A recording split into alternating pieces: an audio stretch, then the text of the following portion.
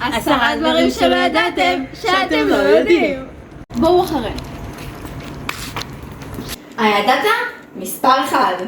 לציפי מאחורי הגב במגירה הזאת יש מלא ניילוניות. שימושי נורא. הידעת? מספר 2. פה, בארון הזה, בתחילת המזכירות, פתח אותו אתה מגלה עולם של דטרמינציה. אבל עכשיו תחדדה. הידעת? מספר 3. שווה להיות חברות שלנו. פשוט, יש לנו הכל. מה אתן צריכות יותר? הידעת? מספר 4. מאחורי ציפי יש עוד הפתעה. מלא, רק להם. הידעת? מספר 5. וקריטי נורא. הכי פשוט בעולם. איך להדפיס צבעוני? אנחנו פותחים את הדלת, מחברים את הכבל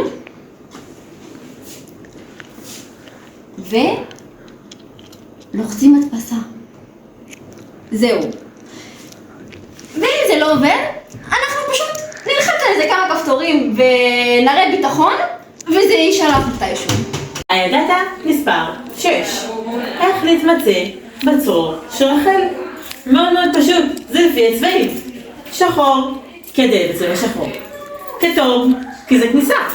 וחום, כדי שבחוץ, זה בצבע חום, זה טבע. הידעת? מספר 7. אם במקרה ישבתם באיזה חדר באולפנה ופתאום ראיתם שהשלט לא עובד, הסתכלתם אחורה וקלטתם, חסרה לכם בטריה בשלט. מה אתם עושים? הולכים, מחפשים שלט אחר, לוקחים את הסוללה ומכניסים. וזהו, חוזרים למקום שלכם ומדליקים את המזגן. הידעת? מספר 8. במקרר של אחד המורים תמצא כל מה שאתה צריך. אם זה למיחור, יש לך גלידה בשפע. אתה רוצה לחם זאטה? בבקשה. אתה רוצה גלידה של גולדה? בבקשה. הידעת? מספר 9. איך מדפיסים דוץ?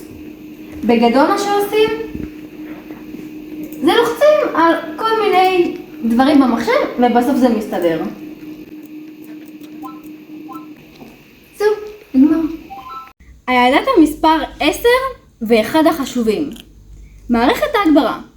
בגדול מה שעושים זה מחברים את הכבל הלבן לפה ואת הכבל הקצר לכאן ומדליקים פה ואת זה מוודאים שזה מחובר לכאן ואותו למעלה וכשאתם מוודאים שפה הכל מחובר אתם עוברים לזה מדליקים פה את הכפתור הזה וגם למטה את הכפתור ההוא. בקיצור, פשוט תתקשרו לאחת המדריכות